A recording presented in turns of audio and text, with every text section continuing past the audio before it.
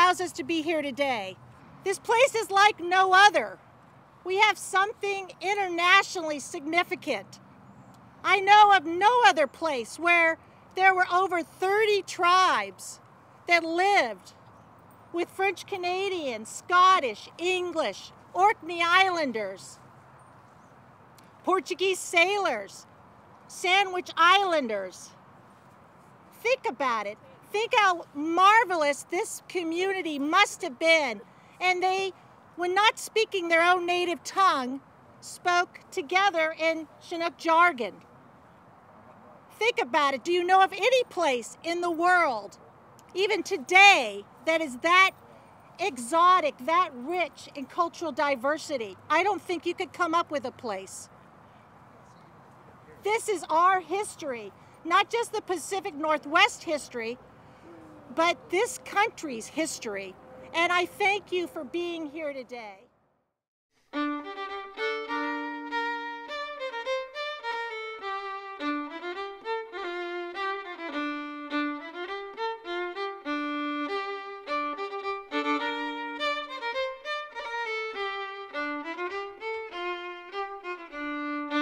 Such physical evidence would really help us understand the village and its people a lot better. Oh yeah, definitely. I can't wait for you to see it for yourself.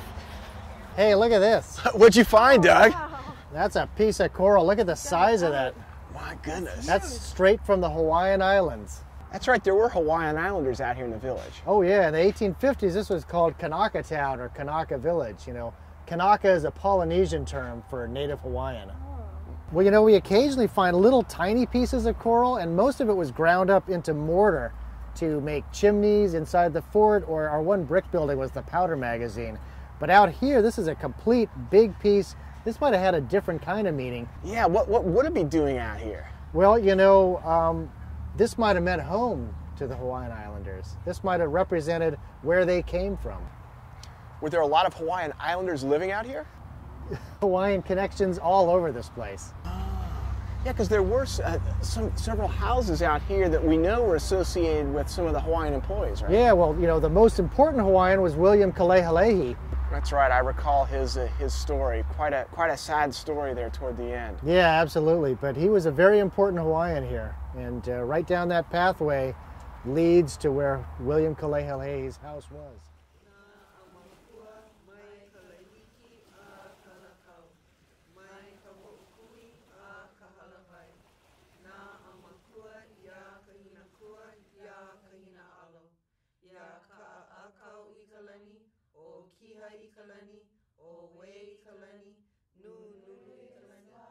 From whom all blessings flow.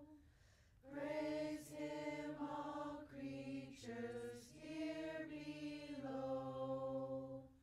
Praise him above, ye heavenly hosts. Praise Father, Son, and Holy Ghost.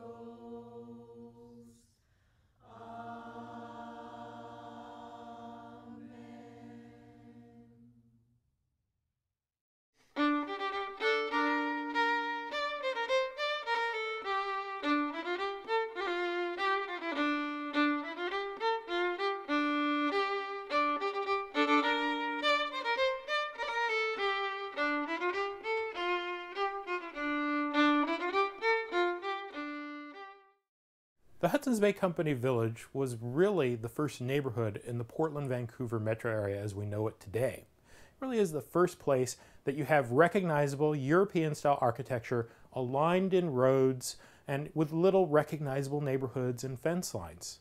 As far as what we know about the village, we do have a variety of resources. We have maps and images. We have things such as, this is an 1854 sketch of the northern edge of the village. And some of the cabins that appear are kind of ramshackle. It shows different styles of roof architecture and boards and the way that the village houses were put together. We have also in our collection some original hand-drawn sketches. This one was done, we think, by a man named James Gibbs, and actually appears to be a highly accurate sketch And I love that he actually added some personal figures like a person on a horse. So all these sources together, taken with archaeology, can give us a more complete picture of how the village looked, how big it was, how many people were living here, and how these different houses looked and were set next to each other. I feel very fortunate to be a part of this grand opening and for being a part of helping the national park realize this dream of having this village open and being able to have interpretation being done here and have people out here and intermingling here. I feel that, you know, calling our ancestors in here and all these, whether there be Native American or Hawaiian young men coming here and leaving their homeland to work for the Hudson's Bay Company and start families here, and so much of their history not recorded and probably forgotten of how their cultures mixed together and how they lived together and worked together and played and laughed and shared their tears together. And I feel that it's such a wonderful opportunity now that we have this place here, this wonderful place, to be able to truly interpret it in the proper place that it belongs to be interpreted in. So I welcome everyone here, and I hope to see you and your families come and visit the park and here in our village site many, many generations to come.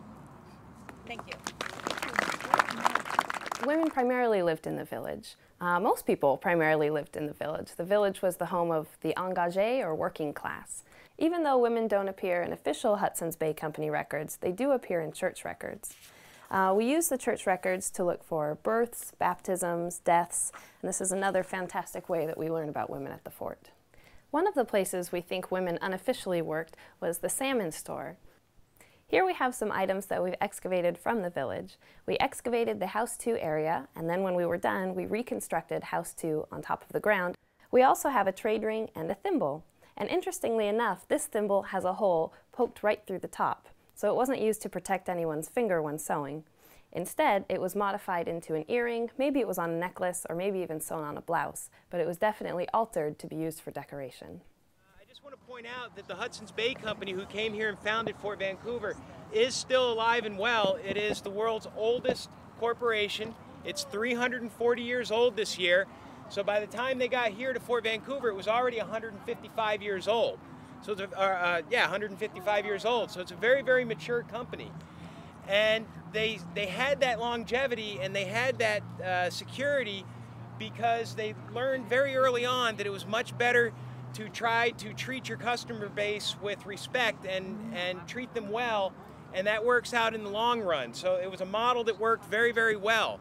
And one thing to think about is when the Hudson's Bay Company came here, this was the headquarters for what was known as the Columbia Department. At that time, the Hudson's Bay Company controlled about 1/12 of the landmass of planet Earth. That is huge for a private corporation. And their holdings were so gigantic, they broke them into 4 divisions, of which this was the Columbia Department for obvious reasons. And the Columbia Department encompassed approximately 700,000 square miles from Alaska down to California and from the coast all the way to Montana. And within that area were 30 other fur trading posts that were subordinate to Fort Vancouver. So Fort Vancouver literally was the supply depot for the entire western part of the North American continent. And when people think of Fort Vancouver, they think of the wooden stockade, they think of the physical buildings themselves. And that was really just a minor component of what was going on here. Those buildings are just inanimate things. They could burn down, they can be rebuilt, they rot away. What really made this place operate were the people. And so this was really the nerve center of Fort Vancouver right here. There were only about 15, 20 men and their families that actually lived within the walls of the fort. And there were something like 500 to 700 people here at peak times that were living in the village. And there were, we think, about 50 or 60 houses in the village during the height of Fort Vancouver's history.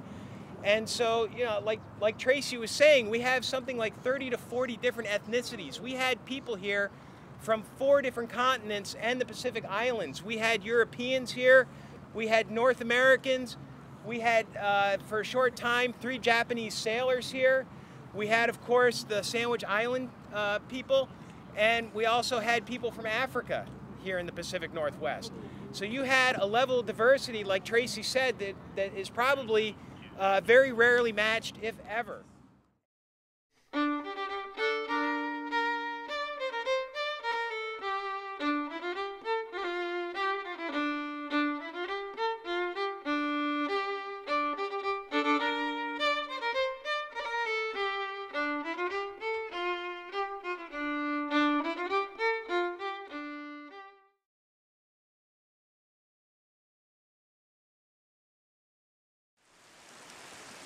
December 1846. We entered the part of the country which is annually visited by an almost continuous rain for 5 months of the year. And during the remainder of our voyage to Port Vancouver, we were exposed in our open boats to an incessant shower.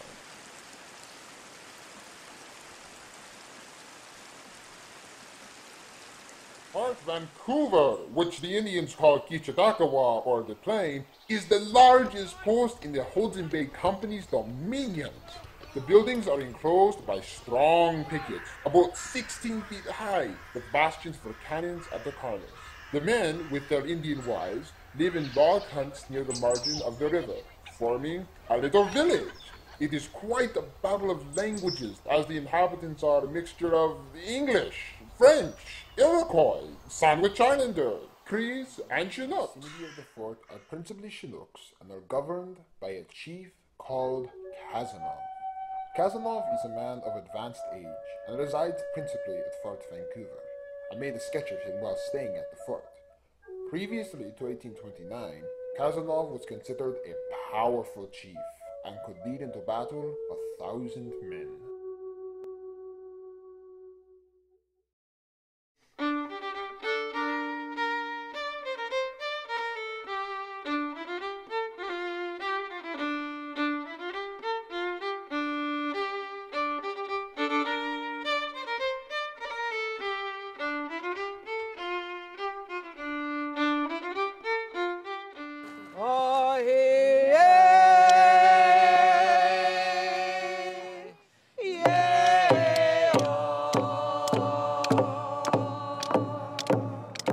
I feel very fortunate to be a part of this grand opening and for being a part of helping the national park realize this dream of having this village open and being able to have interpretation being done here and have people out here and intermingling here. So I welcome everyone here, and I hope to see you and your families come and visit the park and here in our village site many, many generations to come.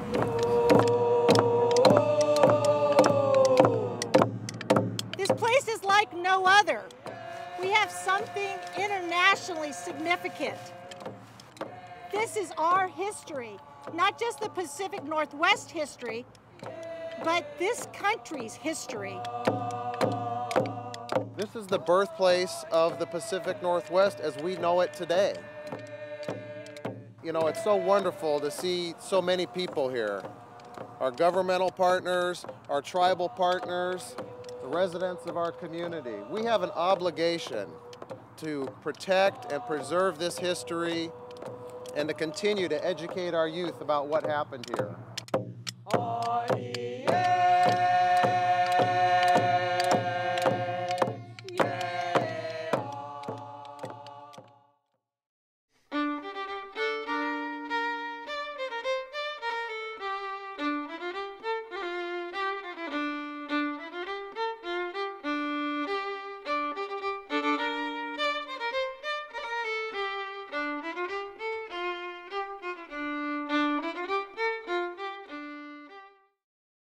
Hi, my name is Beth and I study diet here at Fort Vancouver. Each man was given 1.5 pounds of sea biscuits here at Fort Vancouver each day to eat. The sea biscuits have holes in them. These holes were put in during cooking to help let the steam escape. For example, this one didn't have enough holes, and you can see it's much thicker and will take up more space on ship when being transported. However, not all of these holes are from cooking. Some of these are from weevils or bugs.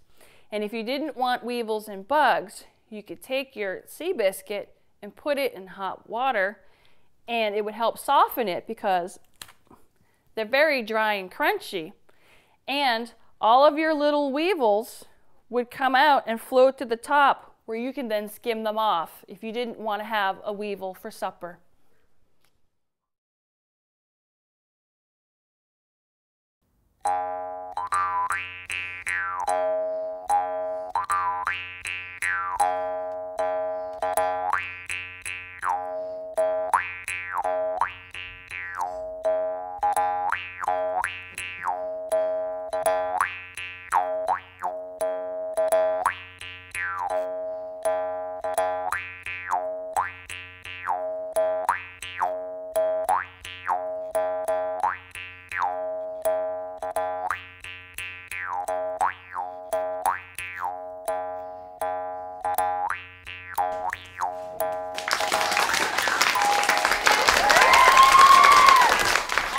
right, welcome to the Frontier Food Network, where if you kill it, we grill it. If you remember last week's survival-themed episode, we took an old pair of shoes and turned it into a totally delish dish.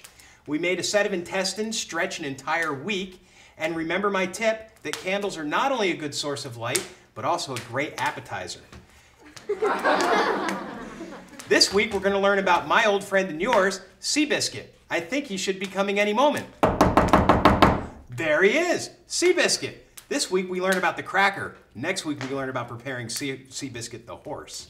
Now, Seabiscuit is one of the oldest foods out there. We think it was invented about 10 minutes after they invented flour. Because all this is flour and water baked. It's unleavened bread. It goes back to the Stone Age. The Egyptians ate it when they were building their pyramids. The Romans ate it when they were building their empire. And today, people in our empire eat it all over the world. So it's literally a food that never gets old. So I'm Baker Joe, and this is my bakery where I work 12 to 14 hours a day, 6 days a week, almost 50 weeks a year. And for all that work, I need a lot of assistance. So today I have Isaac and Marie helping me out, and we're going to teach you all about Seabiscuits. Yes? Will you be taking questions today? Of course I'll be taking questions. It's the yeast I can do. What do you need to know? Yes? Do Seabiscuits come from the sea? Actually, they don't. Everyone knows only chickens come from the sea, but people who go out to sea eat a lot of Seabiscuit. Any other questions? Yes? Why don't you use yeast? Well, we don't use yeast because the yeast would make it light and fluffy, and we want it nice and flat because we want to fit as many into a barrel as possible. Because remember, if it fits, it ships. All right, the first step to making Seabiscuit is to procure some dough. Marie, dough. Isaac, roll out the dough. So here at my bakery, I have 2 ovens. Each oven holds 1,000 Seabiscuits apiece, so that's 2,000 Seabiscuits, and I do 3 firings a day. Roll out the dough as thin as can be. We make a lot of Seabiscuit. So the next step is to punch some holes into the dough to allow the steam to escape from the dough during the baking process. So Isaac, punch some holes in the dough. Isaac, do it right. And the last step is to cut the Seabiscuit out to the proper shape. Isaac, do it the right way.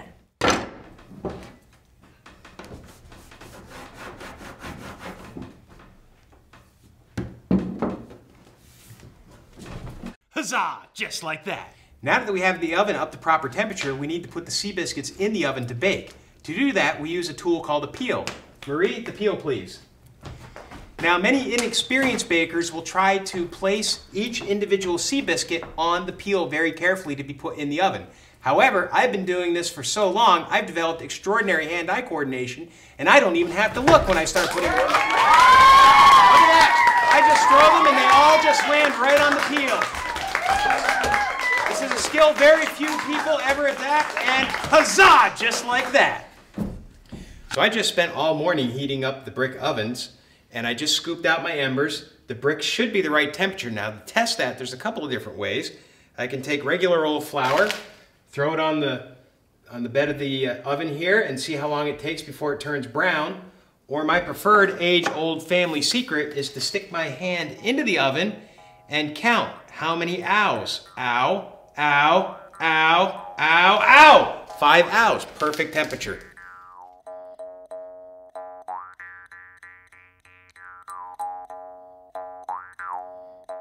All right, so now our Seabiscuits are fresh out of the oven.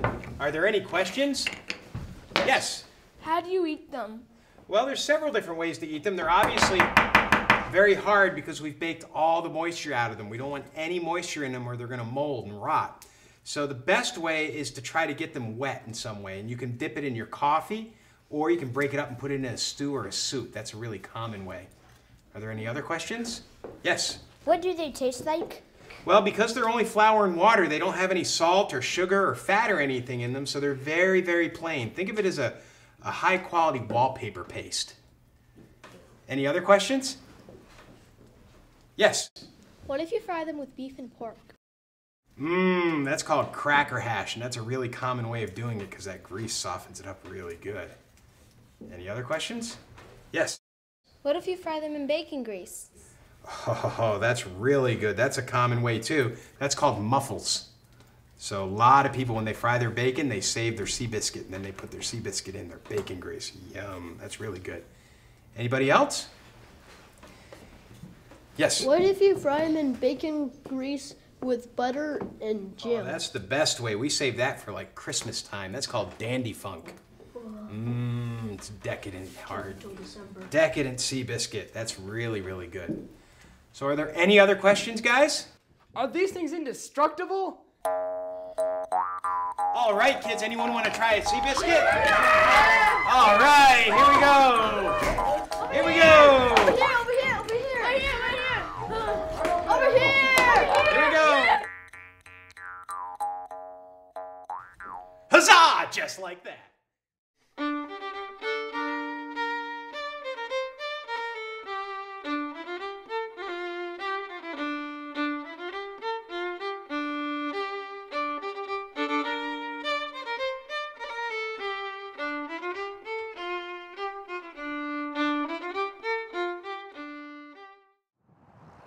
Flahayam Shiks. That means hello friend in Chinook jargon, a language that was spoken in the village at Fort Vancouver.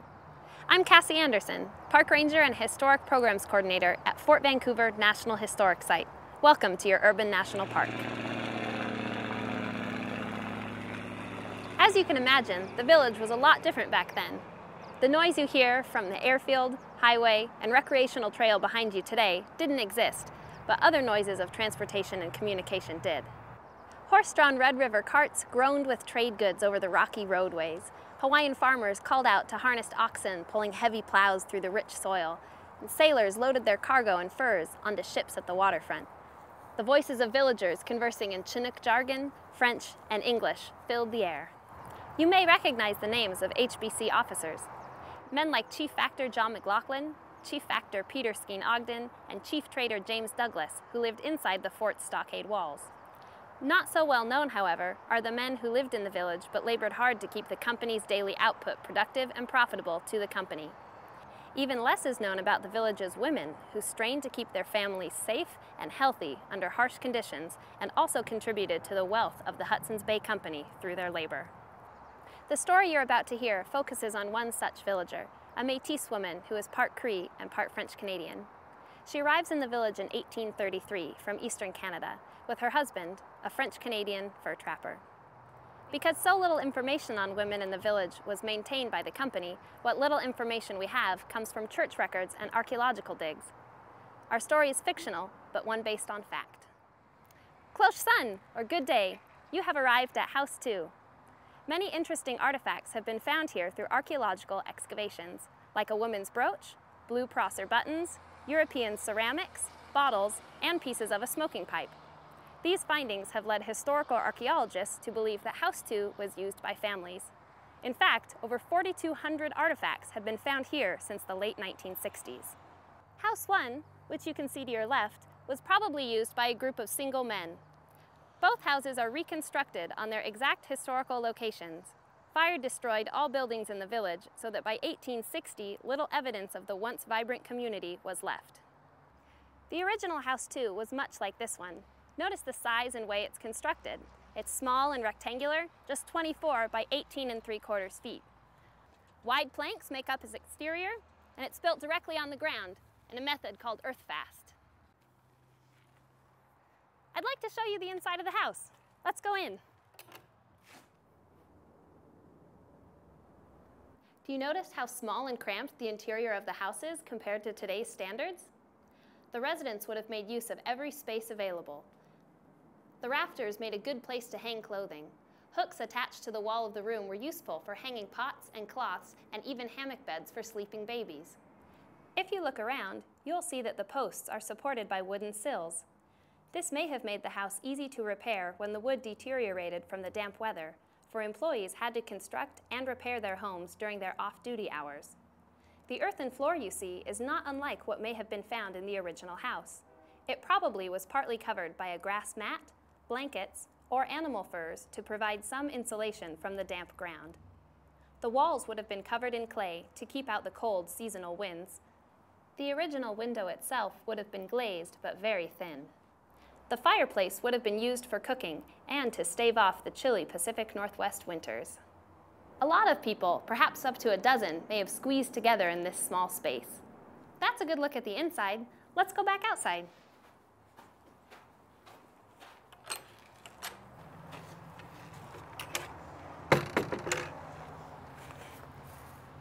If you walk around the back of the house, you would be standing in what was once a small fenced area.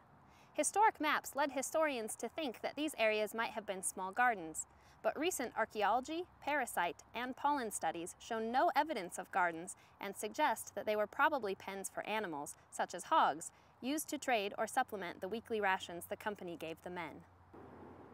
Would your family enjoy eating 21 to 63 pounds of salted salmon, a bushel of potatoes, or 10.5 pounds of biscuits, 7 quarts of dried corn, or 21 pounds of dried peas, and 14.5 ounces of lard each week? Well, they didn't either, so a family living here might have raised pig or other stock to supplement their diet. The outside of these houses wasn't all business, though. Interestingly, the new pollen studies also suggest that many exotic plants and flowers that we use today in our own gardens, like daphne, mimosa, hibiscus, ephedria, and ginseng, were present in the village outside of these fenced areas, along with some traditional native plants, but no vegetables. Explore around the house now, and be sure to take a closer look at the fenced areas and photos of House 2 as a center for domestic activity. Don't forget to continue the story that interprets village life. You can also check out the map of the site of the 1840s on your mobile device. When you're finished, walk on the path toward the grove of trees to my right.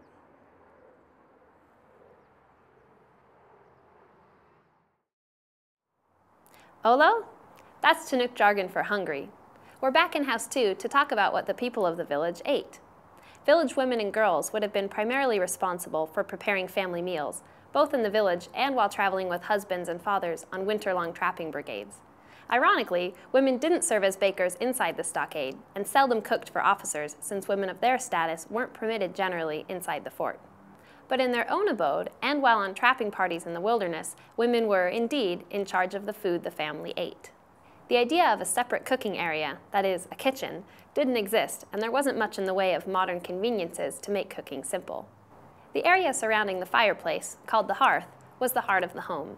Everything emanated from it. It provided heat for cold nights, light for dark evenings, and heat for cooking nourishing food. Houses without fireplaces relied on small cook stoves. Cook stoves were looked upon as an improvement over fireplaces and considered a status item. They generally made cooking easier and more efficient, since they controlled and focused the heat, allowing for less fuel to be used and additional cooking space on top. Also important for food preparation was some sort of container that held water, like a bucket or tub. This item would have been kept readily at hand, since a sink with running water was not yet available. Equipment like kettles and pots and pans could be bought at the company store, but were costly. Food itself was not plentiful, and shortages typical of village life. The male workers received rations only for themselves, not their families, consisting of dried, salted, or fresh fish, dried peas or corn, potatoes, and lard, which was supplemented by animals corralled in small fenced enclosures, animals hunted, plants foraged from nearby, items traded in and around the village, or others purchased from the company store. Items used for cooking, like salt, sugar, and flour, often were not available. Finding good substitutes for missing goods, like wild honey for sugar, made it possible to diversify the diet under tough conditions. Drying food items, like fish and berries, had been practiced by native peoples for millennia. It helped to stretch the bounty of harvest throughout the year, since it preserved these food items past the point where they would usually spoil. Dried foods also served as a commodity and source of trade and wealth. Salmon and huckleberries are 2 examples of dried foods that would have been present in the village. Let's walk past the entrance of the village toward the land bridge ahead of you. You'll find the final episode of our story about 25 feet past the welcome sign. Let's go!